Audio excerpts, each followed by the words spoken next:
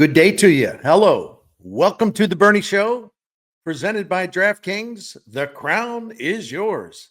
Always got to do my promotional business here just to let you know what I'm up to. If you are a new visitor to the Bernie Show, thank you. I'm Bernie Miklasz, and here at STL Sports Central, I do 5 videos a week and I write 5 columns a week. You can also catch me on the great Randy Carricker Show every Friday morning, usually around 10:30. I'm also a regular on KMOX. I do the Cardinal Territory video podcast a couple of times a week with the fabulous Katie Wu. And I do a weekly Seeing Red podcast with my friend Will Leach. It's all about the Cardinals. So please subscribe, hit that like button, make sure to leave your comments. I appreciate all of that. Thank you very much.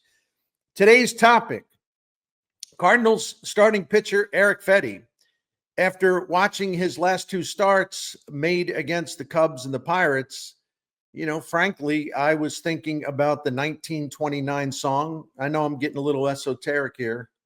I was thinking about the 1929 song written by Kansas Joe McCoy and Memphis Minnie. Shout out to Memphis Minnie. That M is for Memphis. Anyway, it's a 1929 song written by them, and it was made popular by Led Zeppelin, I believe, in 1971. When the Levee Breaks.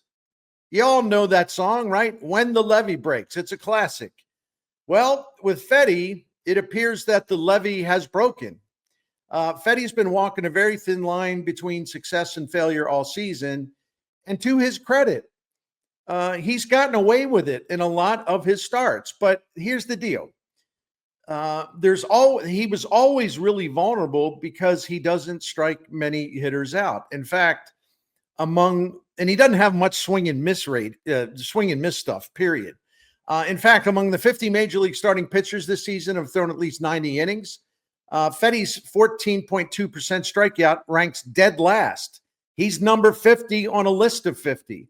On top of that, his 10.3% walk rate ranks 48th among the 50 pitchers.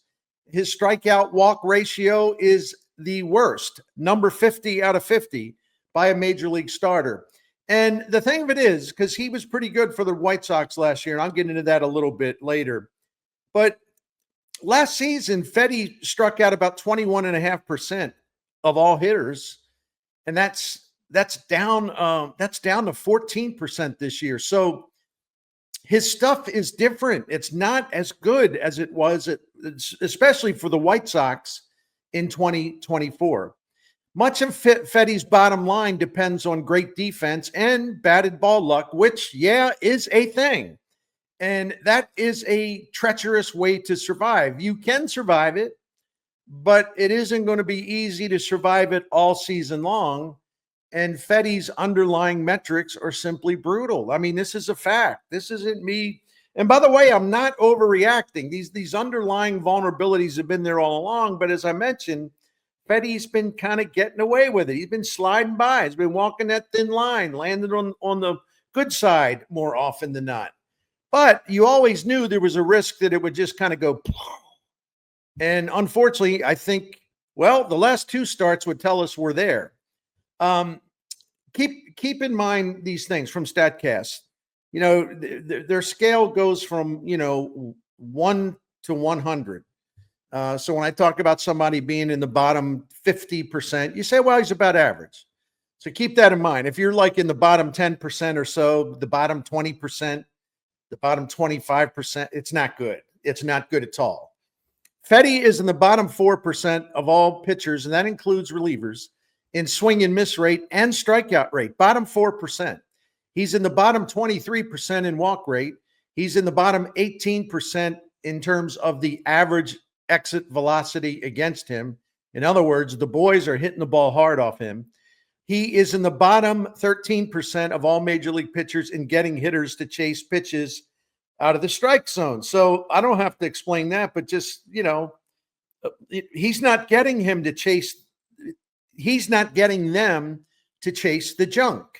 And when they won't chase the junk, then he's going to have to throw strikes. And when he throws strikes, with 2 of his 3 primary pitches being below average, well below average this season, the hitters are going to do some terrible things to those pitches. And that's what we're seeing happen as now that it appears that the levee has indeed broken. The hard hit rate against Fedde this year is 44%. That puts him in the bottom 27% of all pitchers. And if you look at the overall pitch value ratings at Statcast, Fedde has one pitch above average this season, his sinker. That was not the case the last couple starts, but for the season, that's his one above average pitch. But according to Statcast, he is below average in his sinker. Excuse me, I screwed that up. The one pitch that is above average is his sinker. But according to Statcast, he is below average in his cutter and his changeup and his sweeper, right? His overall pitching value is -4, which on a long list of relievers and starters, that ranks 181 out of 220 pitchers, starters and relievers. So to use the baseball parlance, his stuff isn't good. He doesn't miss bats. And among the 50 major league starters that have pitched 90 plus innings this season, Fedde's 91.8%, the 91.8% contact rate against Fedde when he throws a strike, it is the highest, meaning it is the worst on the board among major league starting pitchers. The overall contact rate against him, 84.7%, is the second worst on that board of 50 major league starting pitchers with at least 90 innings. See, Fedde is often swimming against the tide, swimming against the currents. His average walks and hits per inning ranks 49th on the list of 50. His strikeout walk ratio is worst among the 50. See, and all of this is reflected, and I know a lot of you don't like the fancy pants stuff, but the only way to break this down, I got to get into these things. They're not that difficult to understand. All you need to do is just pay attention to where he ranks, right? So all of this is reflected in the expected stats, which is a truer indicator of what a pitcher does well, or in Fedde's case, not so well. Fedde ranks 48th among 50 starters with an expected ERA this season of 5.41. His expected fielding independent ERA of 5.17 ranks 50th among the 50 starters, meaning he is at the very bottom. And keep this in mind, all right? Because Fedde has not been unlucky when it comes to batted ball luck. The batting average on balls in play against him this season is 279. That's like the 27th lowest against any starting pitcher this year. So it's not that, where he's making these great pitches and they're hitting little dribblers for singles and all this kind of stuff. No, he's been really fortunate in terms of batted ball luck. Even with that very good St. Louis defense behind him, the damage against Fedde, based on the contact rates and the hard hit rates, the damage against him so far, even with that defense behind him, it should be a lot more severe than it is. He's actually been a lucky fellow. I have to be completely honest with you, and it's one thing I hope that many of you who have watched me or read me for a long time will recognize this. I never try to duck from anything. In this case, I take immense pride in staying on top of statistics, and if you follow my work, you know that, right? I do a lot of homework, almost to the point where, I'm kind of cuckoo about it, all right? And I do pay very close attention to the metrics, because the metrics tell us stuff that standard stats don't tell us, right? There's more to baseball performance than baseball card stats, is what I'm trying to say. But I dropped the ball in this case because I had no idea that for the entire season to date, Fedde's underlying metrics were so horrible. I didn't think they were good, and I knew he was kind of living on the edge. And it was one of these pitchers where everything's got to be really, really precise, and he can't throw meatballs, and he's got to work the corners, and he's got to keep the ball away from where the hitters can get a power swing on it and all that stuff. So I knew that he was on that fine line that separates success from failure. I didn't think his metrics, without looking at them, I didn't think they were good. And I knew that he was vulnerable because the lack of swing and miss and strikeouts and the fact he walks too many. But, and this is where I'm being completely honest with you, the Fedde profile is much worse. It's way more ominous than I had assumed. So shame on me. See, the one damn time I don't do a lot of homework, I'm like out to lunch on something, right? It happens. But eventually, the luck runs out and turns against you. And that's what's been happening with Fedde. He was able to, just to use some bad metaphors or whatever, he was able to kind of dance in between the raindrops, right? Well, I could actually tie that back to the levee metaphor. Yeah. He was able to dance between the raindrops for a lot of his starts this year. But you can't get away with that all season. Over his last 2 starts against the Cubs and the Pirates, Fedde was powdered for 14 earned runs and 4 homers in 8 2/3 innings combined against the Cubs and Pirates. Those 2 teams collectively, you put their stats together, they batted .429 against Fedde, had an on-base percentage of nearly .500, and they bashed him for 8 extra base hits. He faced 47 Cubs or Pirates, and he struck out only 2. The ERA in Fedde's last 2 starts was 14.54. His ERA in his last 8 starts is 6.05. When Fedde, see, his pitches all have to be good for him to not only survive, but to do well. All of his pitches got to be working well. Well, when Fedde threw his cutter or sinker to a Cubs or Pirates hitter, collectively, they had 14 hits and 25 at-bats, and half the hits against them were either a double or a home run. The hard hit rate against Fedde on these last 2 starts by the Cubs and the Pirates hitters, their hard hit rate against Fedde was a staggering 67%. This is a fancy way, a long way of saying he had nothing, right? And when I return for my second and final segment after a short timeout, I'm going to discuss Fedde's situation, talk about the decision not to trade him last offseason, I should say, and I'll discuss the Cardinals rotation if the team can find I'll discuss the Cardinals rotation if the Cardinals can find their way into a wild card playoff spot. But first, some words about DraftKings and their daily Pick 6 game. DraftKings gives you a lot of sports to choose from in their fantasy Pick 6 contest, but since we're in the baseball season, hey, if you think you know your ball, then you put your knowledge to work and you win some big cash prizes. You got to take your chance, got to take your swings through the daily Pick 6 contest and put your knowledge to use. Seriously. In DraftKings Pick 6, you just focus on player stats. You select anywhere from 2 to 6. You select anywhere from 2 to 6 players and choose whether the individual hitter or pitcher will go higher or lower on a specific stat line set for his next game by DraftKings. I'll give you an example. Tuesday night's matchup tonight, Cardinals-Pirates. Cardinals are going to be facing Paul Skeens. You know who he is, right? So it figures to be a challenging evening for the St. Louis hitters. By the way, Skeens is 0-4 against the Cardinals, but it's not because he pitched poorly, all right? It's because the Pirates don't score runs for him. But anyway, I digress. I just checked the DraftKings app to see the posted stat lines for Cardinals hitters going into this game against Paul Skeens. I'm going to use one guy. This applies to a couple guys, other guys, including Alec Burleson, but I'm going to use Brendan Donovan. He was listed at 0.5 hits in this game.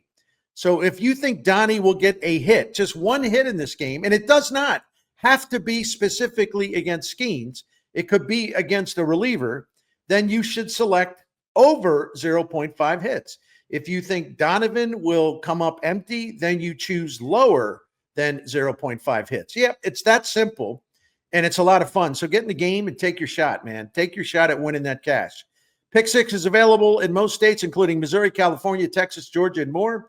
You'll enjoy tracking your selected players while the games are in progress. As I like to say, it's like 2 games in 1. But the most entertaining and enjoyable part is winning at DraftKings, and you can do it. It's easy to get going. You just download the DraftKings app, and they even have good stats available for you to help you make a decision. So you download that DraftKings app, and you open an account, then you choose your sport, you pick your players, and you get after it. New players at DraftKings get $50 in Pick Six credits instantly, which is a $5 entry. So download the DraftKings Pick Six app now and use the code STL Sports. That's code STL Sports for new customers to play $5 and get $50 in Pick Six credits. Better payouts, bigger wins, only with Pick Six from DraftKings. The crown is yours. Gambling problem? Call 1-800-GAMBLER. Help is available for problem gambling. Call 888-789-7777 or visit ccpg.org in Connecticut. Must be 18 and over. Age and eligibility restrictions vary by jurisdiction. Pick Six not available everywhere, including New York and Ontario. Void where prohibited. One per new customer. Bonus awarded as non-withdrawable Pick Six credits that expire in 14 days. Limited time offer. See terms at picksix.draftkings.com/promos. All right, back to Erick Fedde, second and final segment. The Cardinals acquired Fedde at last season's trade deadline, as most of you know, in a 3-team transaction that included Tommy Edman, who had not played because of an injury all season for the Cardinals. Tommy Edman in this 3-way trade was headed to the Dodgers, and he's done very well there.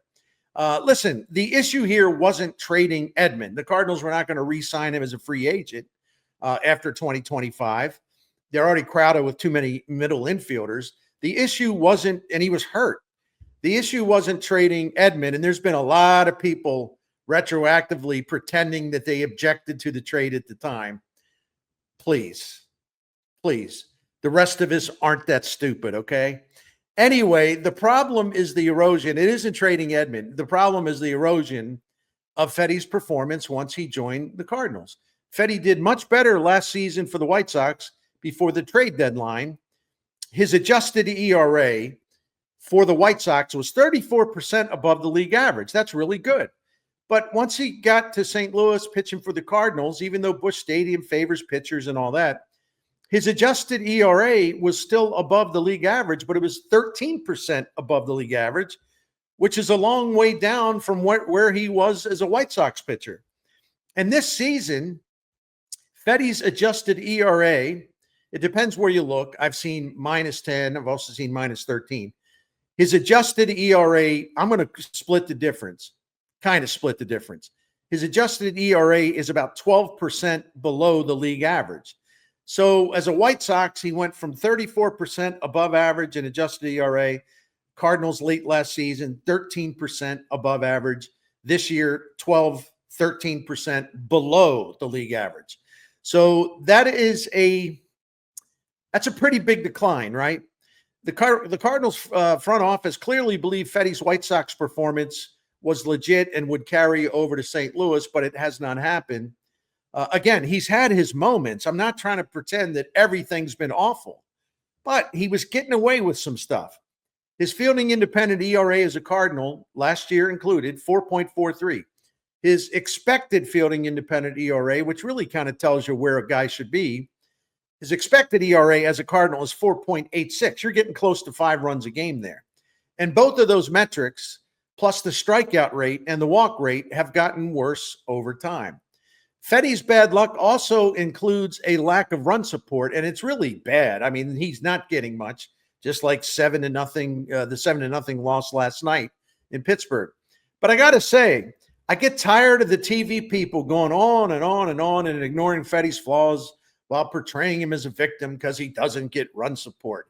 You know, they ignore his pitching, right? It's all about the run support. Yeah, okay. Fedde's had only 6 quality starts in 17 assignments. The 6 quality starts, in case you were wondering, you probably weren't, but I'm going to tell you anyway. His 6 quality starts is tied for 42nd among the 50 starters that have worked at least 90 innings. He's also 39th among the 50 starters for innings pitched. So he ain't exactly an innings eater, is he? No. So please, enough already with the propaganda, please. The Cardinals could have traded Fedde last offseason. I was very much in favor of that. I said it a bunch of times here on videos. I wrote it a bunch of times in my columns. Fedde, who can become a free agent after the season, had a reasonable $7.2 million salary for 2025. And so in that context, you get a full season out of him. If you were a team looking at him, full season of him at a low rate. If you sort of bought into the idea that, he wasn't as good as a Cardinal, but boy, that is a White Sox. He was really, really good. So like might have some teams kicking the tires on that because financially it was a good deal for you. But I can't honestly say what his trade value was last winter. I mean, maybe the Cardinals got some offers that they thought were awful. I don't know. We don't know. But I'm just saying, I'm not one of these people that all of a sudden, are pretending that they said last winter, trade Fedde now. I was very much all over that. And I was to the point of being redundant because I said it so often. So I don't have to circle back and change my story on this. Fedde, who can become a free agent, I don't know what he's going to get on free agency after this season. Let's say his market value as a free agent is probably boom, right? Smarter front offices could have been wary of Fedde's below surface metrics, but John Mozeliak decided to hold on to Fedde. I would assume that they would have gotten more for Fedde last winter than they're going to get now if they decide to trade him. And it looked good for a while because Fedde, again, I'm acknowledging there was some good pitching along the way. He had a 3.44 ERA in his first 9 starts, even though the metrics were saying trouble, trouble, trouble ahead. But with such little swing and miss stuff to Fedde's game and that glaringly high contact rate against him, the worst in baseball against a major league starter, you got to just acknowledge that an implosion was always a possibility or maybe even a probability. And so here we are. It's July 1st. The trade deadline's 30 days away. Could the Cardinals move Fedde to open up a rotation spot for Michael McGreevy or perhaps even Quinn Matthews? I suppose they could. There's no law that prevents them from doing it. But with these horrendous numbers piling up in his pitching profile, Mozeliak would have to find a trade partner willing to overlook all the bad stuff in Fedde's performance data. And even if Mozeliak can find another front office to take a chance on Fedde, what are you expecting? Like a top 50 prospect or something? Not, I don't mean you, but I'm saying people that expect that they would get some bounty in return. I think we all know that's not going to be true. And the return would be modest.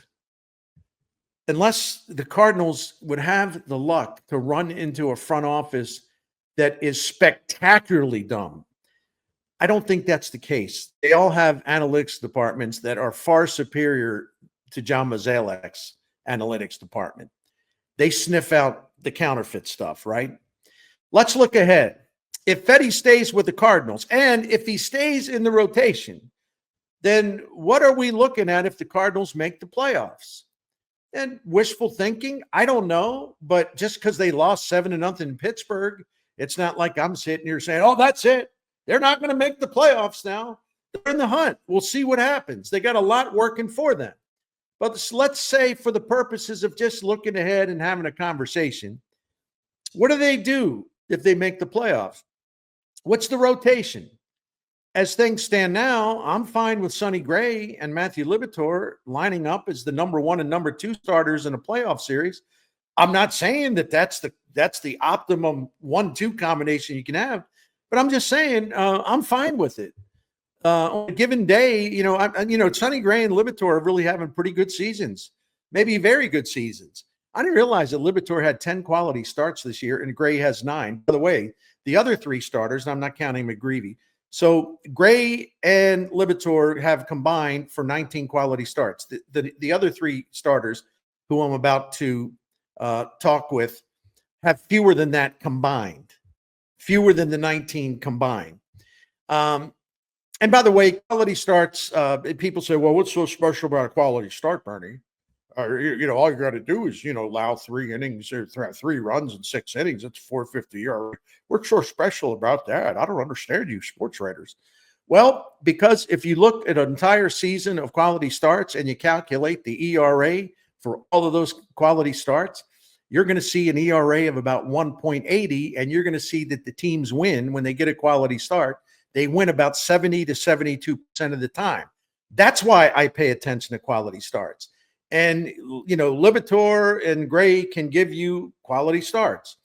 But who would be the number 3 starter if we go Gray and then Liberatore? All right, who's next? Fedde? Maybe there was a time I would have said, of course it's Fedde. I don't know. Would that be the choice if they keep him? Because you know how Mo is. He traded for Fedde. So if this ship's going down, Mo ain't going to bail out. He's going to insist, well, we got him because we believe in him. No, he's staying in our rotation. That is a Mo thing, right? You know that. So who's the number 3 starter? Is it Fedde? Is it Andre Palante? Is it Michaelis? Would they dare use someone like McGreevy or one of the other young guys like Quinn Matthews, Tekoa Roby? I'm just throwing all kinds of stuff against the wall here. I don't know. And I won't bore you with more stats. So let me explain it in a really simple term. At Statcast, next to every pitcher's profile, they have a color-coded bar graph. It runs, I don't know, I forget how many different categories, but it's a lot. So if you want to get an idea of whether, let's just keep the pitchers now. You want a good idea of whether the pitcher's good or not at the root level. Is he good or not?